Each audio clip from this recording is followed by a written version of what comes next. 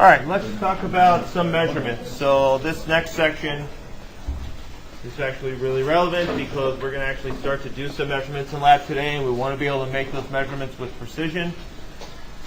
Also try to make them accurately, and we also want to be able to communicate when we make our measurements how much certainty we actually have in the numbers that we're getting when we make measurements. So we mentioned last time there's a difference between quantitative and qualitative.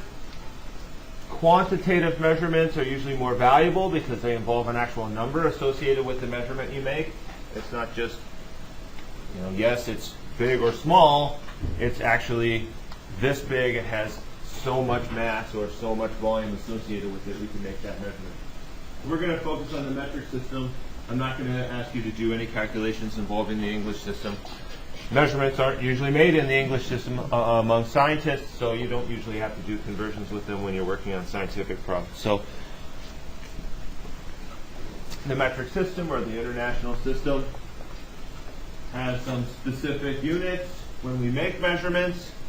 So we all know what length and time are. We are familiar with those things. Familiar with what temperature is. You deal with that on a daily basis when you think about how hot or cold you are. But now, hopefully, since we looked at those simulations last time, now you have a better idea of what temperature is. When you feel hot, the temperature is too hot for you, it's because the molecules on your skin are moving and vibrating too much. And that causes sensors to go to your brain and tell you this is too much heat, too much motion for the molecules in your body, on your skin. So that has to do with the motion on average of the individual particles that make up the substance. The amount of a substance is measured in moles. We'll talk a lot more about that a little later in the semester, so don't worry about that too much right now. But a mole is just a number of things. Right? If I have 5 pennies in my hand, how do I measure the amount of pennies? Well, those pennies are individual, discrete things, so I just count them and I measure 5. A mole is just a helpful way of counting really, really large numbers of things, which we'll talk about later. So for now, we're going to focus more in on mass and on temperature. And I'm not sure why volume isn't up here. It's just kind of a small table. It doesn't include all the relevant units. But we're going to talk about more of these units as we go through, and then you're probably at least familiar with some of the metric prefixes from experience that you have. This table and the metric prefixes and what power of 10 each of the prefixes relates to is not something you have to memorize. It's on the formula sheet. So it's very helpful to have this table on hand when you're doing conversions from one metric unit to another, and we will start working with those conversions probably next week. So we'll come back to that table and use it a lot to do some conversion. So let's talk a little bit more about some of the units that are going to be relevant for today's lab. Mass. As we said before, mass kind of measures how heavy something is, but it's not exactly the same thing. Mass and weight are not exactly the same thing because mass measures how much matter is actually inside of something. It doesn't actually measure how heavy something is. The heaviness or weight of something is really a result of gravity acting on mass and pulling it down. Right? So if you have a 5-gram standard thing that weighs 5 grams, and you put that on the balance and it says 5 grams, that's because those balances have been calibrated, or they've been set and adjusted so that when a 5-gram mass thing goes on that balance, it reads 5 grams. If you were to take that balance to the moon or somewhere where there was less gravity, and you take that 5-gram thing and put it on there, it wouldn't read 5 grams anymore. In that case, it's the balance that's wrong, not the 5-gram object. Okay, so mass is independent of gravity. We have to calibrate our balances based on how much gravity Earth has so that the balance will read correctly. So there are standard objects that have a certain amount of particles in them and have a certain amount of matter in them and have a certain amount of mass, those are used to calibrate the balances so the balance will read correctly based on how much gravity there is pulling that amount of mass down. So there's a relationship between mass and weight, but they're not the exact same thing. So what determines how much mass something actually has? If it's independent of gravity, it doesn't really matter how heavy it is. What actually determines how much mass something has? It's related to density. Ultimately, though, it comes down to how many particles are in that substance. So in matter, it's made up of atoms. You probably know from experience, we'll talk more about this later, that atoms are made up of protons, neutrons, and electrons, right? The electrons are super tiny. They have almost no mass. So we don't worry about their mass. Take a little shortcut. We'll just focus on the mass of the protons and the neutrons. So if an atom has more protons and neutrons in it, it has more mass. If an object is made up of atoms with lots of protons and neutrons, that's what gives it its mass. So if you think about in your mind of an object having mass, and you're thinking about what gives it its mass, what gives it its mass is the number of protons and neutrons, the number of these tiny particles that are inside that object. So it doesn't really matter how much gravity is pulling on that object. What only matters to calculate something's mass is how many of these tiny particles are in it. Because those particles have within them particles that give that object the property of having mass. So there's a couple different units we can use. One is the AMU, and that's a different unit than you would normally use in the lab, because an AMU is a tiny, tiny, tiny fraction of a gram. Something times 10 to the negative 24th gram. That's like 0.00024 times, and then a number. So it's like almost no mass at all. An AMU is the mass of an individual proton or neutron. One of these individual particles that makes up an atom is so light in mass, it has so little matter in it, that we give it its own unit. So if we're talking about individual atoms, that's usually when we use the units AMU. And so if I'm looking at carbon, carbon has on average 12 AMUs. 12 total protons and neutrons make up carbon. When we're in the lab, though, we're usually be using grams or sometimes kilograms.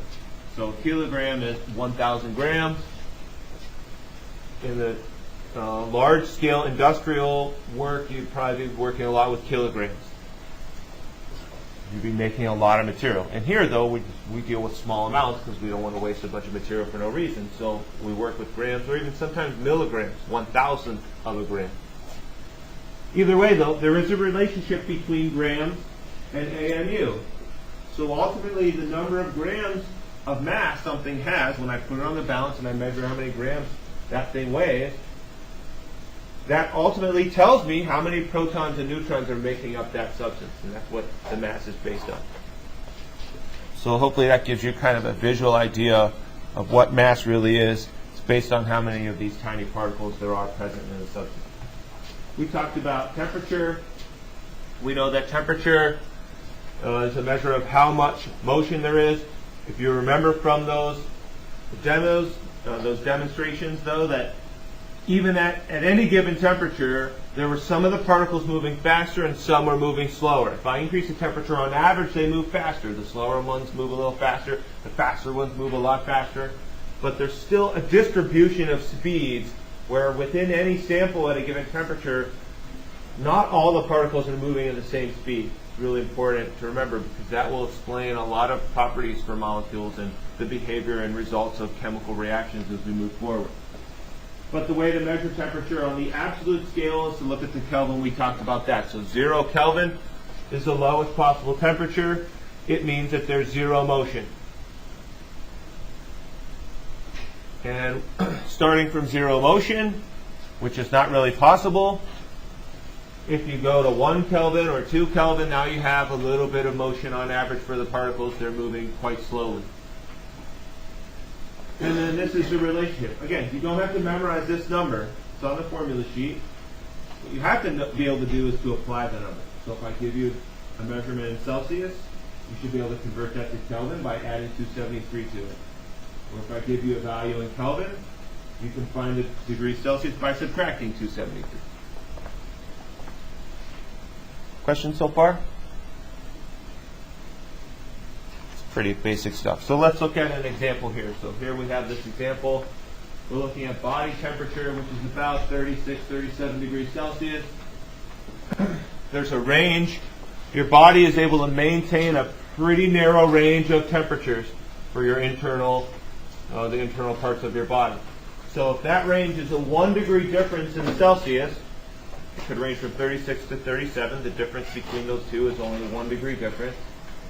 Express those two numbers in Kelvin and express the range in Kelvin. So before we do that, if the range in Celsius is 1 degree, what should the range be in Kelvin? Also 1 degree, right? So let's just prove that and show that that's correct. So if we take 36 degrees Celsius and we want to get to Kelvin, what do I have to do? Right, I add 273.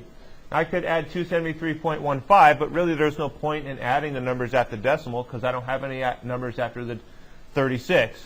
So those would just go away once I look at the sig figs anyway. So adding that together gives me 309.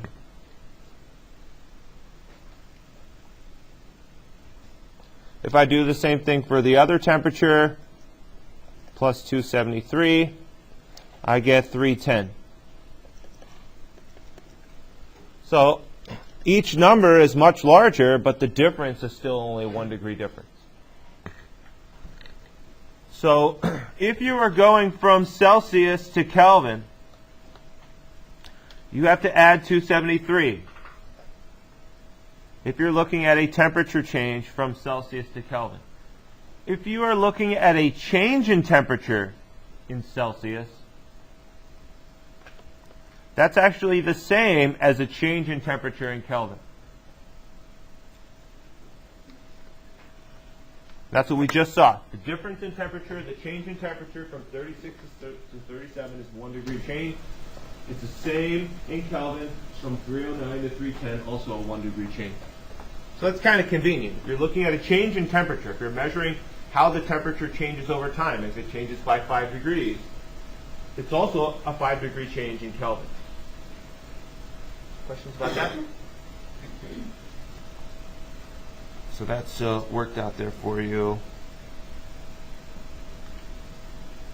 As I said, I'm not going to ask you to use this formula to convert from Fahrenheit to Celsius, so don't worry about that. It is there, though. If you ever want to do that conversion, you can also Google it and work that out if you know any math. So we've talked about mass and temperature. Let's talk about volume. Volume has to do with how much space something occupies, right? So three-dimensionally, how much space is in this object? So there are a few ways to measure that. The standard unit is liter. So to measure a liter, which you probably have some sense of what a liter is because they do use liters to sell bottled water and other beverages in liter amounts. But if I take a decimeter, it's a certain length.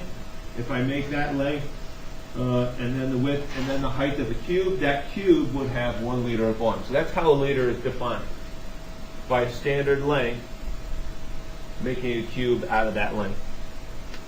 And then if I take a centimeter, which is about a little, about 2.5 or so centimeters equals 1 inch.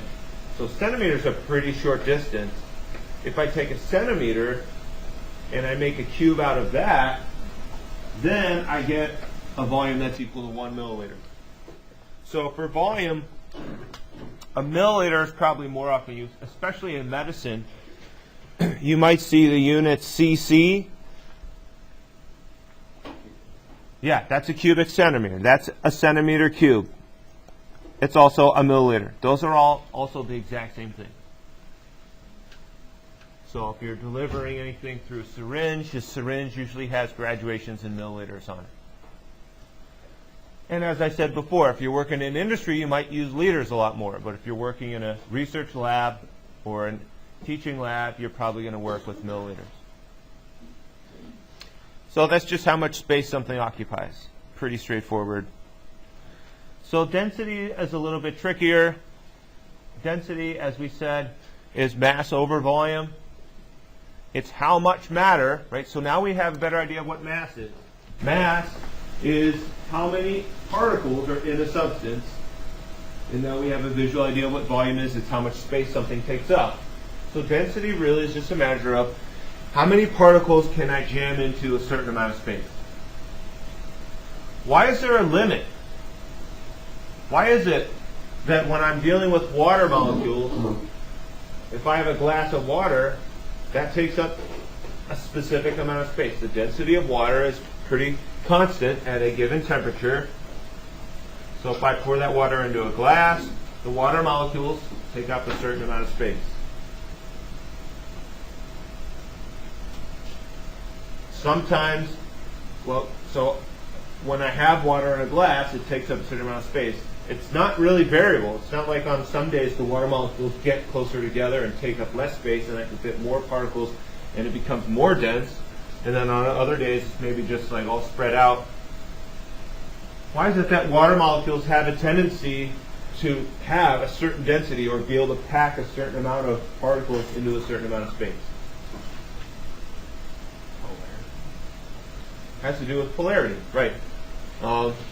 Which we haven't really talked about, so I wouldn't expect you to necessarily come up with that. But what we did talk about last time when we looked at those demos that shows the phase changes was those particles, if we increase the strength that they attract one another, they would get closer together. And if we decrease the strength between one particle and the neighboring particles, their motion, because they're always in motion because they're never at 0 Kelvin, would cause them to spread out and become less dense. And so there's a difference between a liquid and a gas. The difference is density. The difference is also in how strong of attractions there are between the particles that make up those substances.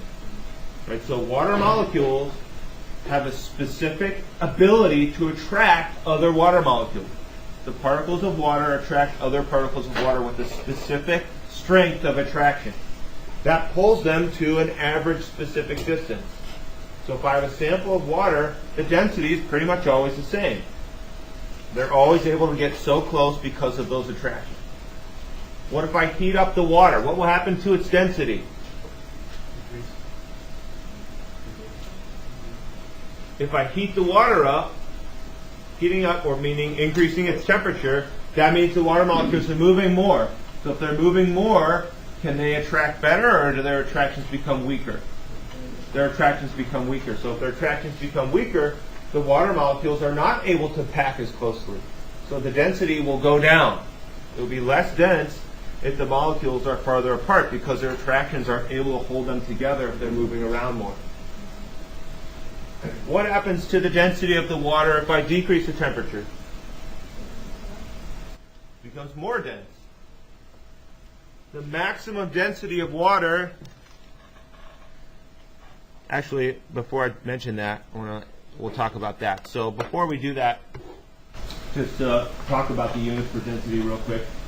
So when I'm talking about density, I'm talking about how many of these particles will fit into a certain amount of space.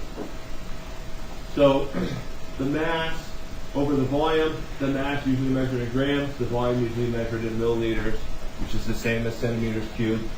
Or sometimes for really low density things, you might have grams per liter. And so since in a gas, that substance is at a temperature high enough and it has weak enough attractions between the particles that the individual particles don't stick together. That's the difference between a gas and a liquid. So in a gas, the particles are kind of independent. If they collide, they just bounce off because they're not really strongly attracted to one another. And so in a gas, the particles are moving around. There's a lot of empty space between them with no mass. The actual particles that have the mass are spread out more in a gas. So the density is usually so low in grams per milliliter, it might be reported in grams per liter instead. So a whole liter of space will only have like a few grams in it, versus for a liquid, usually a milliliter of space might have a gram or so in it. Down a little bit.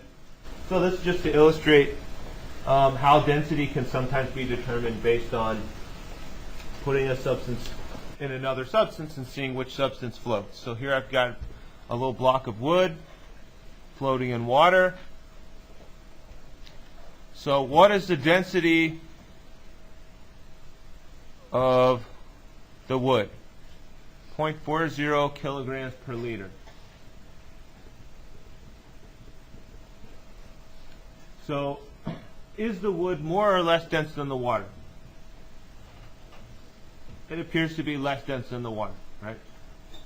So if it were really, really low in density, it would probably not sink in at all. So hopefully you can see the level of the water. So you're sinking in a little bit. So its density is kind of similar to the water, but still mostly floating. So it's appearing to be less dense than water. So why is the wood less dense than water? Is that because the wood is made of particles that are lighter than particles of water?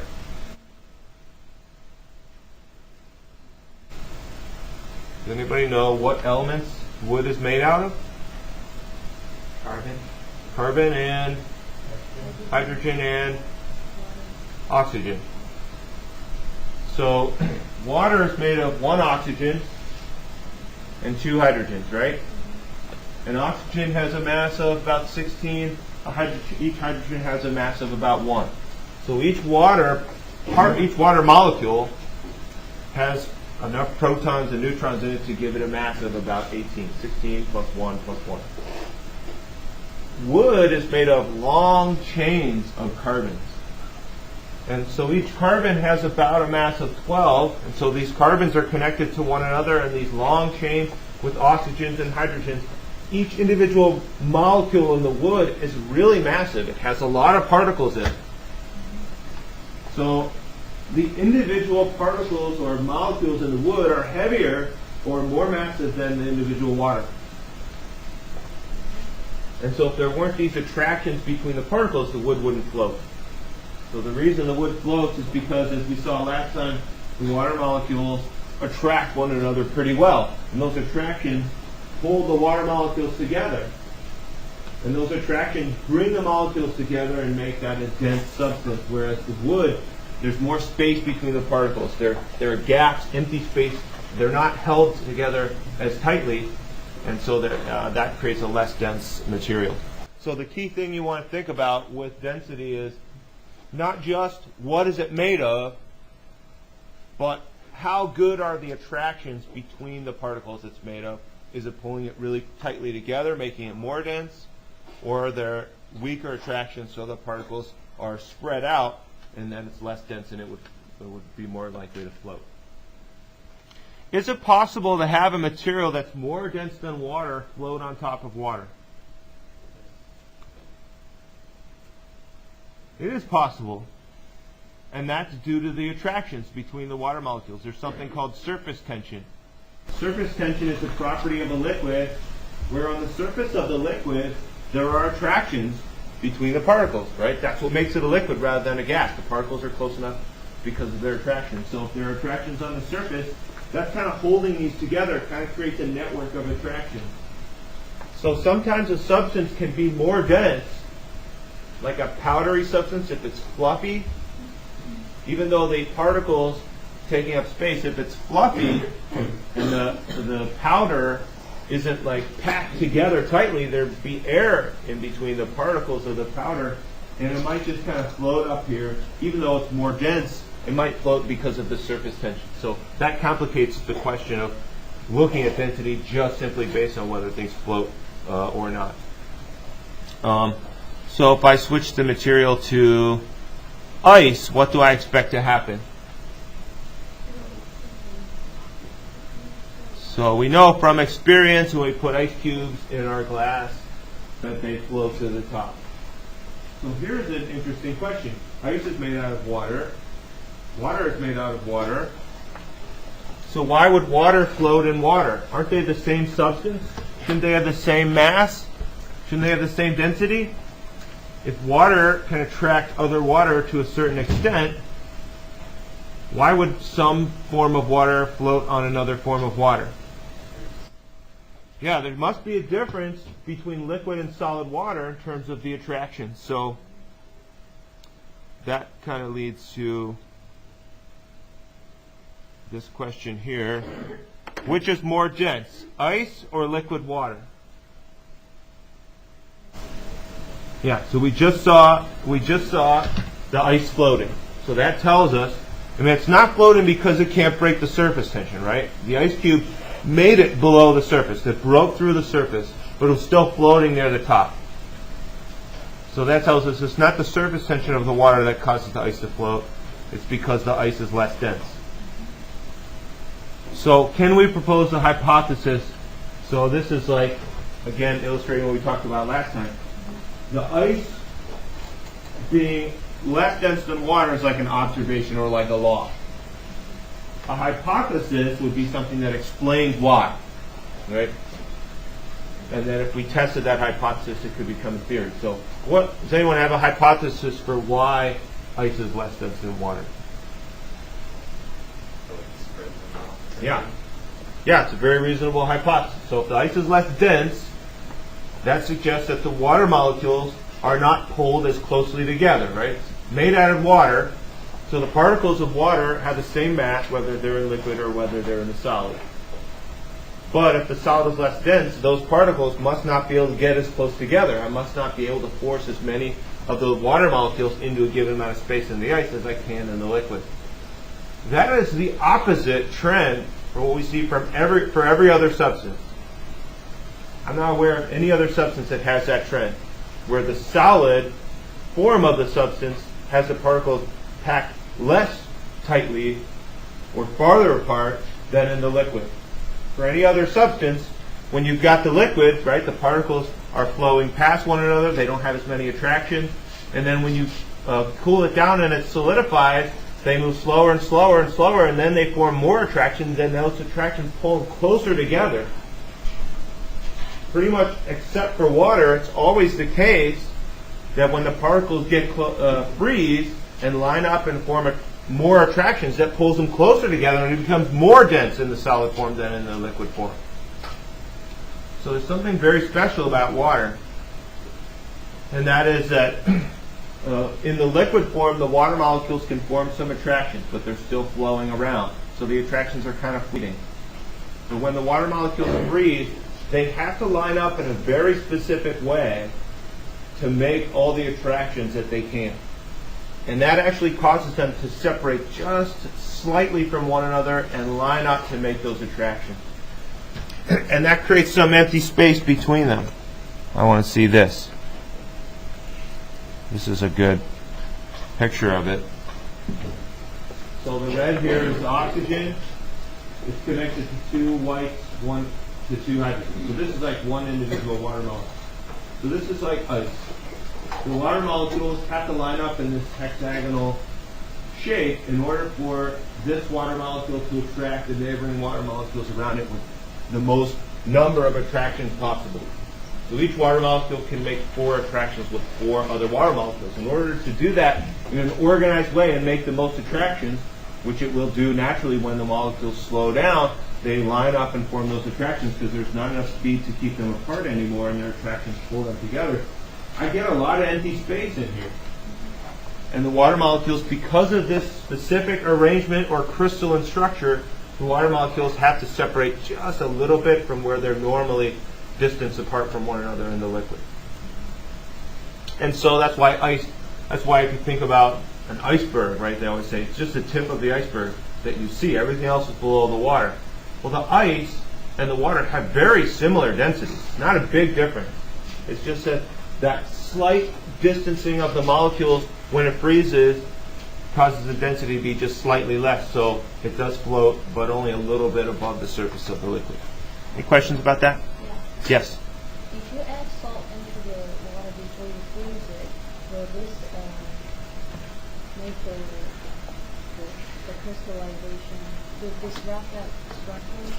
Yeah, that's a really excellent point. So I'm sure we probably left that up there, but that organized structure of the water molecules, where they're organized in those hexagonal shapes, if you add anything to the water that dissolves in the water, if I add like a salt or some other molecules that can also attract the water, that will force the water molecules to surround that thing that you've added, and it will disrupt the organization of the water, which means you have to get it even colder than normal to get the water molecules to freeze. And that's why you would add salt to the roads in the winter, because the water on the roads won't freeze when the salt is there, because the salt is causing the water molecules to organize around the salt particle. Only you have to get really cold temperatures for it to freeze when there's something mixed in with the water. And that's also how antifreeze works in your car as well. Good point. Any other questions?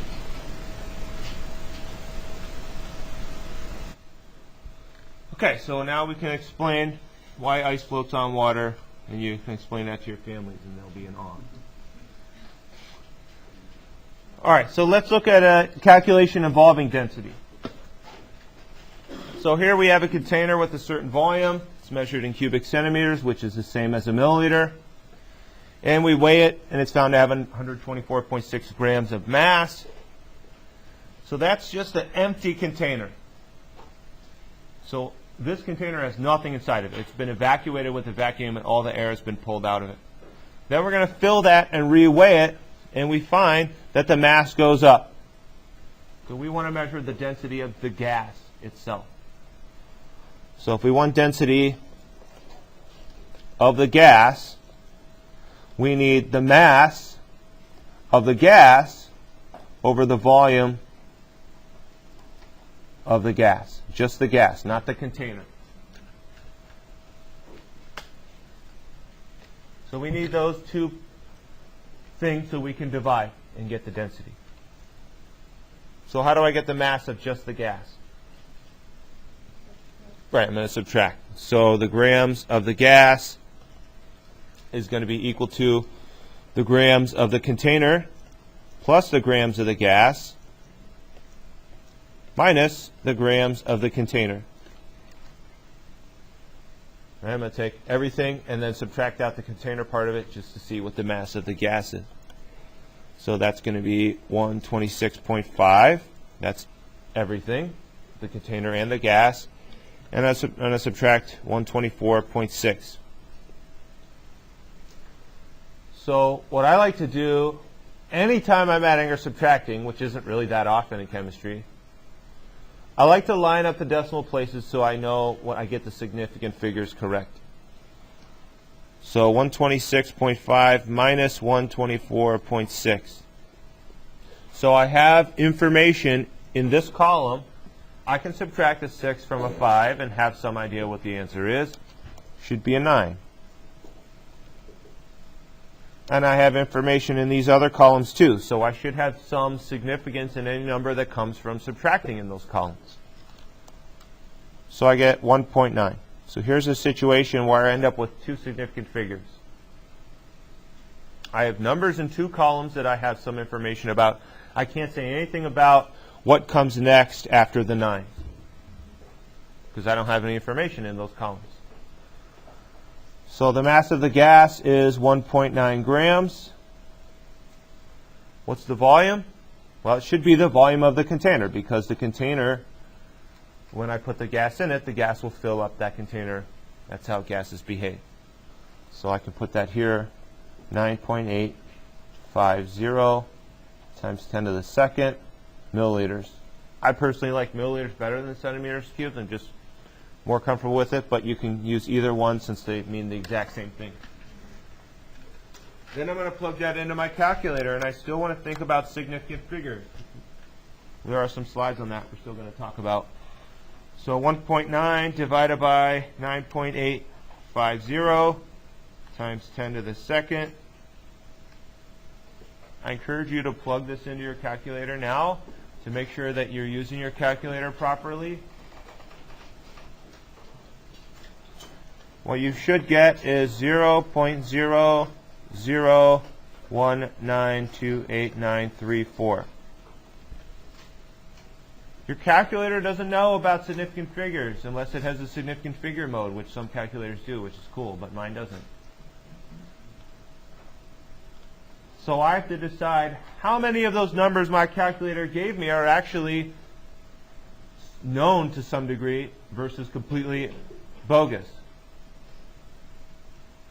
And so when I'm adding and subtracting, I line up the decimal and look at the columns I have certainty about. When I'm multiplying and dividing, I use a different rule. I just look at the numbers I'm multiplying and dividing and take the one that had the fewest sig figs, and that's the number of sig figs I get in my answer. So I've got to eliminate all this, and my answer should be 0.0019 grams per milliliter.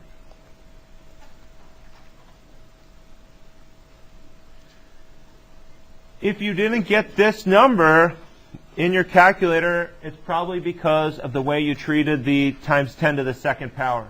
So you should talk to me about that, and I'll maybe show you an easy way to use your calculator to make sure you get that right. And so anytime I multiply or divide numbers, I have to think about how much certainty I have in those numbers. So the rule for multiplying and dividing is you look at the numbers you're multiplying and dividing, and you find the one with the fewest sig figs. That is the number of sig figs, the maximum number of sig figs you can have in your answer. And the reason for that is because this 1.9 only has two numbers I have any information about. So that is a pretty limited amount of certainty I have at that point in the calculation.